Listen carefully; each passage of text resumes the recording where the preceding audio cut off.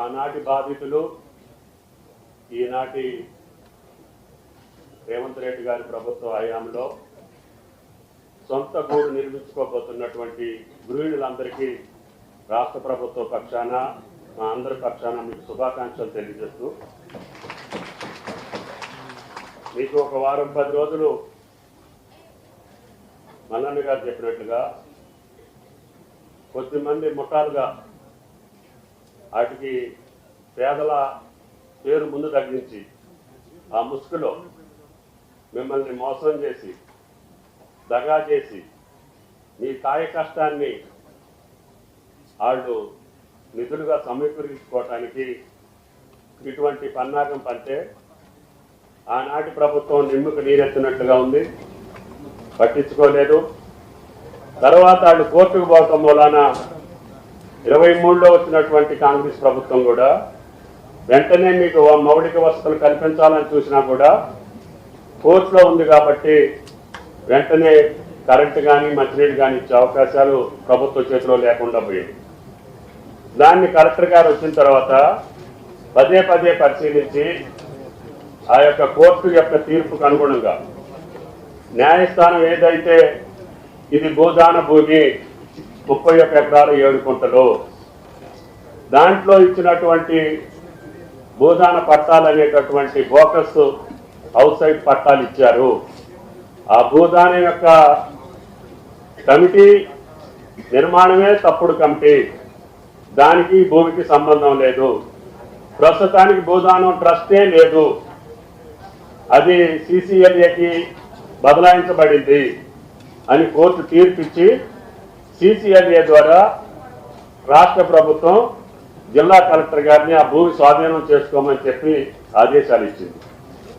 ఆదేశాల ప్రకారం రాష్ట్ర ప్రభుత్వం యొక్క ఆదేశాల ప్రకారం జిల్లా యంత్రాంగం అప్పటికి నిరుపేదల్ని గుర్తించి అక్కడే ఉంచి అనర్హులను కానీ దోపిడీదారులను కానీ దగాకోరులను కానీ మోసం చేసేటటువంటి వాళ్ళని బయటికి పంపిద్దామని చెప్పి చాలా ప్రయత్నం చేశాం. కానీ ముఠా మేస్తరులు అయితే వాళ్ళు వెనకున్నటువంటి కొద్ది మందిని మిమ్మల్ని వెనకబెట్టి ఎవరిని కూడా అధికారులను లోనకు రానియకుండా, ప్రెస్ వాళ్ళు కూడా అధికారులు లోనకు రానియకుండా, ప్రజాప్రతినిధులను రానియకుండా బారికేడ్స్ కట్టి టోల్ గేట్ పెట్టి దౌర్జన్యపూరితంగా అహంకారపూరితంగా ఒక సమాంతర రాజ్యాన్ని జిల్లా కలెక్టర్ పక్కనే నడుస్తూ ఉంటే చూసుకుంటూ ఊరుకోవటానికి ఇది గుడ్డి ప్రభుత్వం కాదని చెప్పి కూడా ఆ ముఠాలకు విజ్ఞప్తి చేయదలుచుకున్నా. అందుకని నేను ఈ CCLA ఆర్డర్ ప్రకారంగా రాష్ట్ర ప్రభుత్వం కలెక్టర్ గారికి ఆదేశాలు ఇవ్వటం, కలెక్టర్ గారు CP గారు జిల్లా యంత్రాంగం సమన్వయంతో మీ మీద లాఠీ దెబ్బ పడకుండా, ఒక తోపిడీ లేకుండా మీకై మీరే సామాన్లు బయటకు తీసుకెళ్ళి, ఎందుకంటే ఆ దగాకోరులు బయట పెట్టాలంటే మిమ్మల్ని కూడా బయటికి పంపించాల్సిన పరిస్థితి ప్రభుత్వానికి దాపురించింది. గత 7-8 సంవత్సరాలుగా అటువంటి దౌర్జన్యం, అటువంటి భయానక వ్యవహారాన్ని అక్కడ సృష్టించారు. కాబట్టి మీరు కూడా భయపడి కొంతమంది ముందుకు రాలేకపోయారు. అందుకని మిమ్మల్ని రక్షించడం కోసం, ఆ యొక్క దుర్మార్గుల్ని బయటికి పంపించడం కోసం మొత్తాన్ని ఖాళీ చేసి మీ నిరుపేదలైనటువంటి నిరుపేదలకి ఆ భూదాన భూములు దక్కాలనేది రాష్ట్ర ప్రభుత్వం యొక్క ఆలోచన అని చెప్పి మీకు ఈ సందర్భంగా మనం చేస్తున్నాం. అందుకని ఇంకా బయట ఇద్దామంటే కూడా గౌరవ ముఖ్యమంత్రి గారు, రెవెన్యూ మంత్రి గారు, ఉప ముఖ్యమంత్రి గారు కాదు, వాళ్ళు అక్కడే మోసం చేశారు కాబట్టి ఆ నిరుపేదలకు అక్కడే ఇవ్వాలి, దానికి కావాల్సినటువంటి మౌలిక వసతులన్నిటినీ కూడా ఇంటితోటి పాటు మీ పిల్లలకి మంచి భవిష్యత్తు ఇచ్చేటట్టుగా ఒక మోడల్ స్కూల్ కూడా మీ భూదాన భూముల్లోనే నిర్మాణం చేస్తామని చెప్పి కూడా విజ్ఞప్తి చేస్తున్నాం. అంతేకాకుండా దానికి కావాల్సినటువంటి రహదారులు కానీ, విద్యుత్ శక్తి కానీ, మంచినీళ్లు కానీ యుద్ధ ప్రాతిపదిక మీద మీరు రేపు ఉదయం నుంచే ఓపిక ఉన్న వాళ్ళందరూ కూడా ఇళ్లు కట్టుకోవటానికి రెవెన్యూ మంత్రి గారి యొక్క సారథ్యంలో 311 మందికి ఇళ్ల నిర్మాణం రేపు రాబోయే డిసెంబర్ 9వ తారీఖున సోనియా గాంధీ గారి పుట్టినరోజున గౌరవ ముఖ్యమంత్రి గారిని తీసుకొచ్చి మీ ఇంట్లలో పండుగ చేసేటటువంటి బాధ్యత ఈ ప్రభుత్వాన్ని అని చెప్పి నీకు ఈ సందర్భంగా మనం చేస్తున్నాం.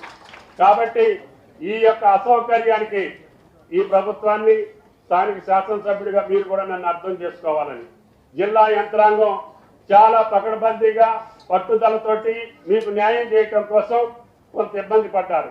ఆ ఇబ్బందిని తొలగించడం కోసమే వెంటనే ముఖ్యమంత్రి గారి ఆదేశాల మేరకి మీరు ముగ్గురు మంత్రులు వెళ్ళి వాళ్ళకి ఇళ్ల స్థలంతో పాటు ఇల్లు కూడా ఇచ్చి రేపు ఉదయం నుంచే ఇళ్ల యొక్క నిర్మాణం కూడా ప్రారంభించి వాళ్ళకి కావలసినటువంటి మౌలిక వసతులని పూర్తి చేయమని చెప్పి ఆదేశాలు ఇచ్చారు.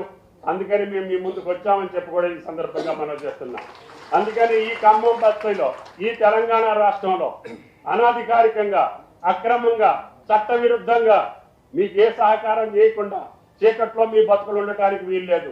మంచినీళ్ళు లేకుండా మీ బతుకులు ఉండటానికి వీల్లేదు. మీ ఇల్లు లేకుండా మీరు బతకడానికి మాకు ఇష్టం లేదు. అందుకని అన్ని సౌకర్యాలు కల్పించి స్వచ్ఛమైనటువంటి స్వేచ్ఛా జీవితాన్ని ఇవ్వటానికే ఈ ప్రక్రియ అని చెప్పి కూడా మీకు ఈ సందర్భంగా మనం చేస్తున్నాం. ఈ తెలంగాణ రాష్ట్రంలో ఏ నిరుపేదకైనా సరే రిప్లేస్ చేస్తే రోడ్డు కోసమో కాలువ కోసమో దేనికోసమో డ్రైన్ కోసమో మిమ్మల్ని పక్కన పెడితే సాయంత్రానికన్నా ఇల్లు ఇచ్చినటువంటి ఘనత ఈ ఖమ్మం నియోజకవర్గంలో ఉంది అని చెప్పి కూడా మీకు ఈ సందర్భంగా మనం చేస్తున్నాం. అట్లాగే మీకు కూడా తెల్లారిపాటికి ఇల్లు కట్టుకునేటటువంటి అవకాశం శ్రీనివాసరెడ్డి గారి ఆధ్వర్యంలో మీకు 311 కాకుండా ఇతర నియోజకవర్గాల నుంచి ఇతర జిల్లాల నుంచి వచ్చిన వాళ్ళు కూడా మాకు అక్కడ స్థలం ఉందండి ఇల్లు లేదు అంటే వాళ్ళకు కూడా ఇల్లు శాంక్షన్ చేసి ఈ రోజు 2:30 గంటలకి వాళ్ళకు కూడా ఇళ్ల పట్టాలు అక్కడే ఇల్లు కూడా శాంక్షన్ చేశారు మంత్రి గారు అని చెప్పి మీకు ఈ సందర్భంగా మనం చేస్తున్నాం. కాబట్టి ఉన్నవాళ్ళు తప్ప నిరుపేదలు ఎవరిని కూడా పక్కన పెట్టే ఉద్దేశం ఈ ప్రభుత్వానికి లేదు. ఇందాక తల్లి చెప్పినట్లుగా ఒకళ్ళకి అమ్మిన తర్వాత ఇంకొకరికి ఇంకొకళ్ళు అమ్మిన తర్వాత ఇంకొకరికి ఏదన్నా పని మీదనో ఓపిక లేకనో బయటకు వెళ్ళిపోతే ఎక్కడన్నా మిగిలిపోతే కూడా కలెక్టర్ గారు అట్ని పరిశీలించి వాళ్ళకు కూడా న్యాయం చేసే బాధ్యతని మేము తీసుకుంటానని చెప్పి కూడా మీకు ఈ సందర్భంగా మనం చేస్తున్నాం.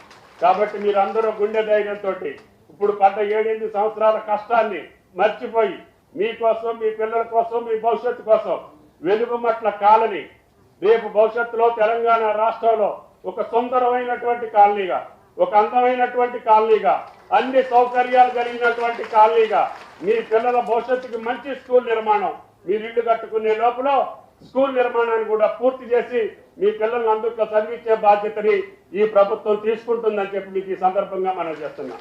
కాబట్టి ఈ రోజు తీసుకున్నటువంటి తల్లులందరూ కూడా మీ కష్టాన్ని దిగమింది ఈ రోజుకి వాళ్ళు కట్టినటువంటి అమౌంట్ ఏదైతే ఉందో ధైర్యంగా పోలీసు వారికి మీరు ఫిర్యాదులు ఇవ్వండి.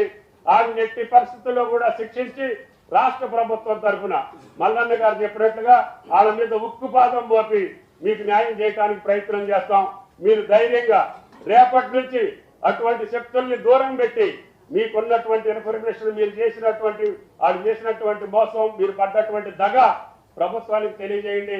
అందరికీ న్యాయం చేయడానికి ప్రయత్నం చేస్తామని చెప్పి విజ్ఞప్తి చేస్తూ ఈ అవకాశం ఇచ్చినటువంటి జిల్లా కలెక్టర్ గారికి ధన్యవాదాలు. Thank you sir. ఇప్పుడు గౌరవ రెవెన్యూ శాఖ మంత్రి వారిని మాట్లాడవలసిందిగా కోరుతున్నాను.